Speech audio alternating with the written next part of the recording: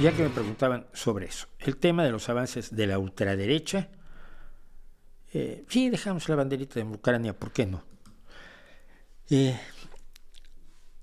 En Suecia avanzó la ultraderecha y se apoderó de un gobierno que tenía la socialdemocracia, y en Italia acaba de ganar una heredera del fascismo. Y sí, es preocupante. El problema que tenemos que tener muy claro es que la gente que vota por ellos no vota por su agenda más radical.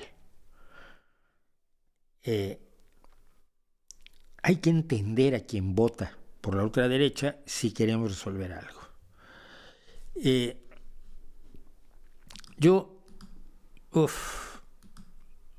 Bueno, aquí la tenemos. La señora Irene Montero, que trabaja de diputada y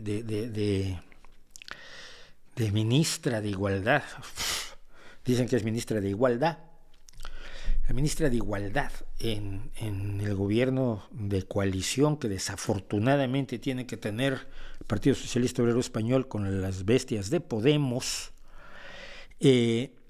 dijo ayer, muy a los fascistas se los para con más derechos. Es una de estas frases que dices tú, ¿no?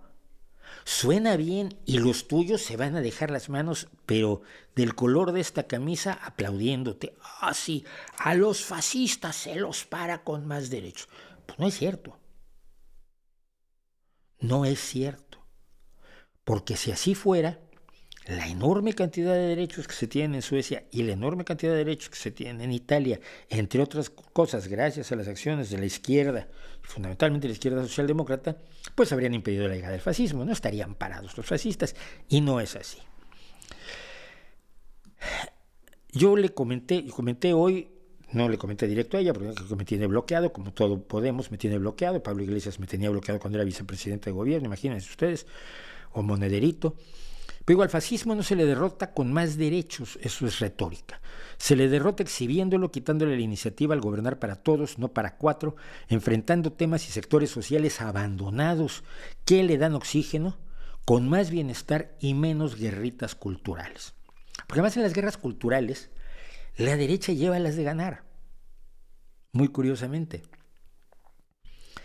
Y eso quizás lo analizaremos en otro caso. Pero días antes, el 26 de septiembre, 2 días antes de que Montero soltara esto, y precisamente pensando en el avance de la ultraderecha en Italia, hice un hilo que comienza: el avance de la ultraderecha se entiende en la serie de pendientes que otros partidos en el poder han dejado como deuda social. La alarma se debe a que detrás de su manejo populista, del manejo populista que esta derecha hace, de estos agujeros que han dejado los gobiernos anteriores y se han desentendido de ellos, a mí me parece que como un gran error, hay una agenda subterránea por la que muchos no votarían si fuera explícita. Es decir, lo que busca la ultraderecha en el rollo nacionalista cristiano que han manejado y que está concitando estos movimientos alrededor de personajes tan siniestros como Steve Bannon, que ahora está en la cárcel afortunadamente, pretenden muchas cosas que no dicen en su campaña. Pretenden precisamente acabar con derechos que les molestan. Derechos como el matrimonio igualitario, como los derechos de los homosexuales, como la igualdad de la mujer. Hay una derecha en Estados Unidos que abiertamente dice que la mujer no debe votar. Ahora, después de todos estos años, donde todo el mundo fingió, hasta la derecha republicana fingió que los derechos de la mujer le importaban algo, ahora salen con que no, las mujeres no deben ni siquiera tener derecho a votar. Entonces decía yo en este hilo, hablaba yo de estos agujeros que no han tocado ni la derecha, digamos, democristiana, la derecha medianamente razonable que tenemos por lo menos en Europa, ni la izquierda. Por ejemplo, no han entrado en el debate de la inmigración. Mira, cuando la derecha ataca la inmigración, lo hace basándose en una serie de quejas legítimas de la ciudadanía. Pero la izquierda, modelo Podemos, lo que hace es decir, decir eso es fascismo. Y ya con esto lo resolvieron, ¿eh? Y luego dicen, discutir la inmigración es incorrecto. No, mira, todo movimiento migratorio de grandes dimensiones, no me refiero a que dos personas se cambien de país, no me refiero a mi caso, todo movimiento migratorio de grandes cantidades de personas que llegan a una colectividad, a otra ciudad, a otra sociedad, a otro país, a otra cultura, genera roces, genera confrontaciones y genera fricciones. Negarlo es idiota. Negarlo es idiota. Primero que nada porque genera la reacción de la ultraderecha. Y la reacción de la ultraderecha condiciona muchas veces el trato que se les da a los inmigrantes. Y la forma en que se les aísla. Y los inmigrantes aislados se convierten en una maquinaria de odio hacia el propio país al que han llegado. Hay roces, hay enfrentamientos, hay diferencias culturales entre los chicos cuando van a la escuela, cuando juegan en la calle. Hay una serie de fenómenos sociales que representan choques o roces rugosos, duros y difíciles para las familias. Y es obligación, o debería ser obligación de la izquierda, abordarlos y enfrentarlos.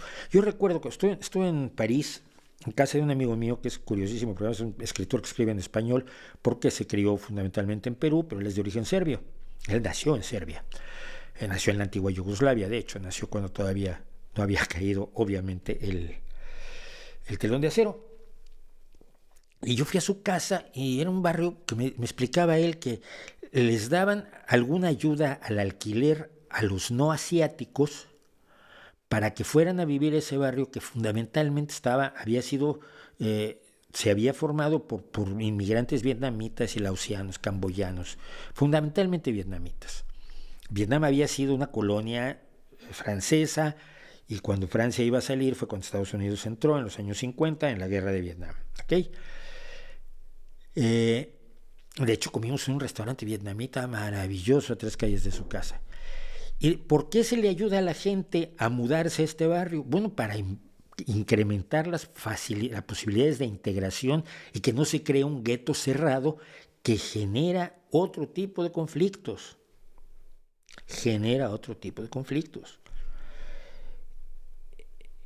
Es una forma de abordarlo. Yo creo que hay muchas formas de abordar los temas de la integración del inmigrante a la sociedad a la que llega, del incremento de la tolerancia de la sociedad a la que llegue el inmigrante para que comprenda que está recibiendo gente que tiene costumbres diferentes y que, hombre, tardarán en integrarse.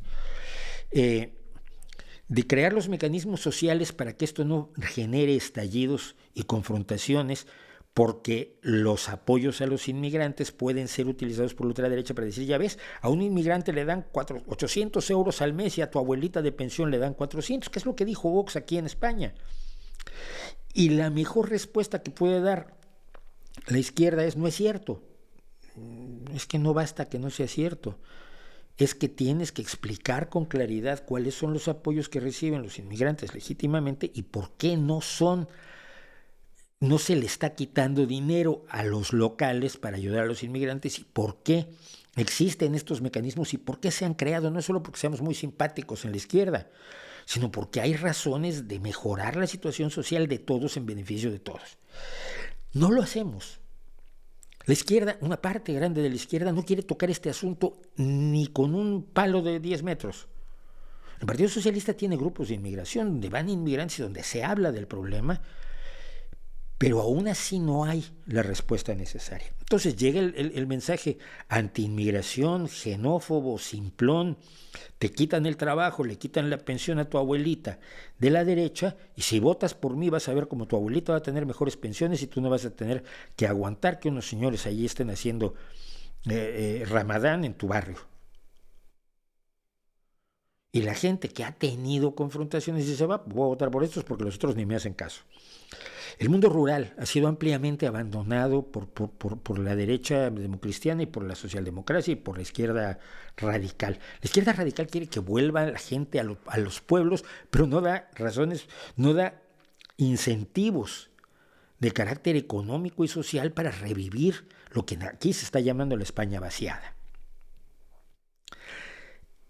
Entonces la gente que queda en la España vaciada, la gente que ve que sus pueblos se vacían de gente, la gente que ve que no tiene los apoyos que aparentemente tienen las personas que van a vivir a la ciudad, es pasto fácil de la demagogia y del populismo de derecha. Decía yo, el relato de la inmigración como fuente de todos los males se convierte en un terreno abonado para una ultraderecha que sabe que no tiene adversario al frente, que las respuestas que se dan a su demagogia son pobres, poco convincentes y débiles.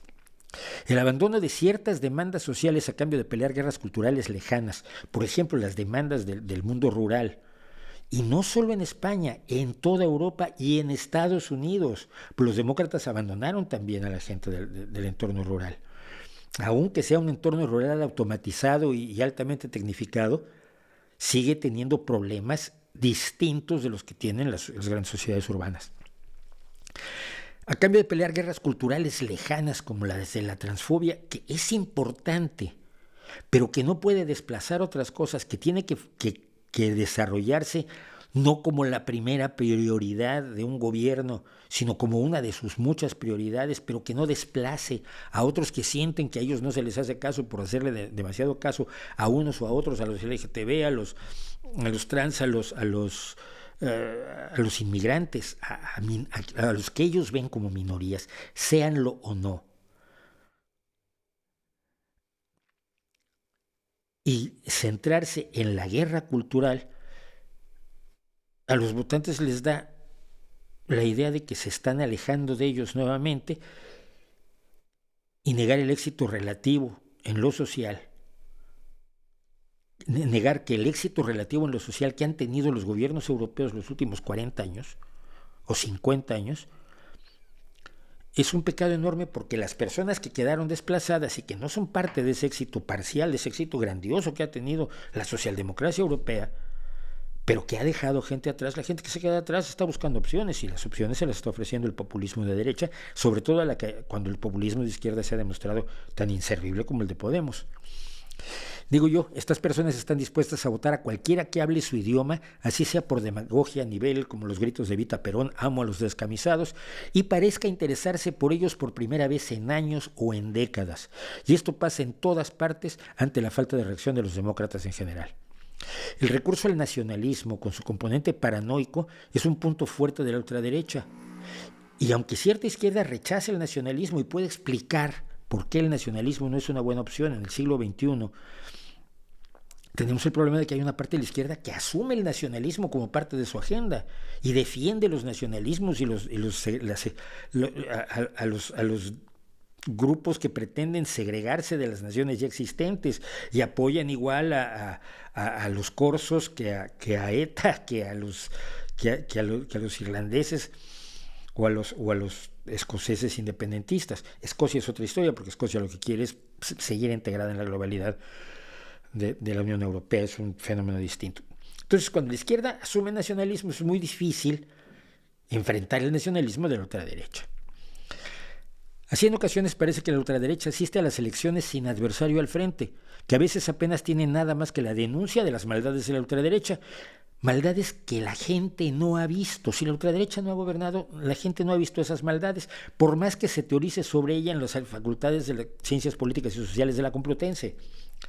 Esos males del fascismo, de los que se puede llenar la boca los diputados de Podemos, y muchas veces los nuestros, en la tribuna de la Cámara de Diputados, del Congreso de los Diputados en España, le suena algo lejano, le suena como un partido de fútbol en Vanuatu a la gente que está viviendo el problema de que o no llovió suficiente o llovió demasiado y sus olivos no le van a dar suficiente para comer este año.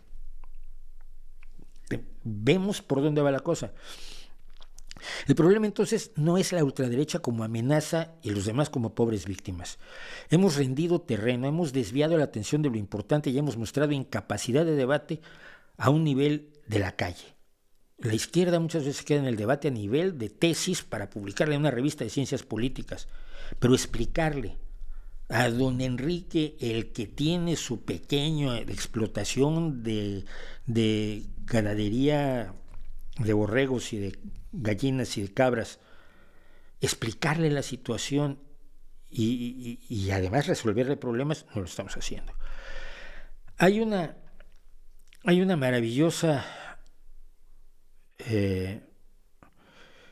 hubo una maravillosa tira cómica política en Estados Unidos que se llamó Pogo, de Walt Kelly. Y en una de las, esto era referido, por cierto, cuando se empezaban a ver los problemas ecológicos, que Pogo dijo una de sus mejores frases. Pogo era este pequeño personaje, que es creo que es una zarigüeya, sí, Pogo Possum, y dice, hemos encontrado al enemigo y es nosotros. El máximo enemigo que tenemos nosotros en la lucha contra la ultraderecha, creo que somos nosotros. Nosotros, los demócratas. Aquí embarco también a buena parte de la derecha democrática, de la derecha racional, de la derecha inteligente, de la derecha de Ursula von der Leyen y no de la derecha, por supuesto, de Abascal o de Melone o de Putin. El enemigo ha sido la izquierda, tanto la izquierda racional y viable que es la socialdemocracia como la izquierda extrema, que luego da unos bandazos que... Y esto incluso lo decía hoy un estudioso marxista español, que claro, al final del artículo se le empieza a desmoronar la argumentación porque empieza a decir que esto que hay que verlo como Marx ordenó, que había que ver las cosas. Y esto no, si sales de un dogma para entrar en otro, no vamos a llegar a ningún lado. Pero más o menos estaba por el mismo lado. Estamos rendiendo terreno y cuando la antidemocracia se hace dueña de la realidad, entonces, quizás tardíamente nos demos cuenta de cómo hemos metido la pata, felices de lo que se ha logrado, pero ciegos a la importancia que tiene lo que no se ha logrado y no se ha atendido. Por lo menos eso, hermanitos, creo yo.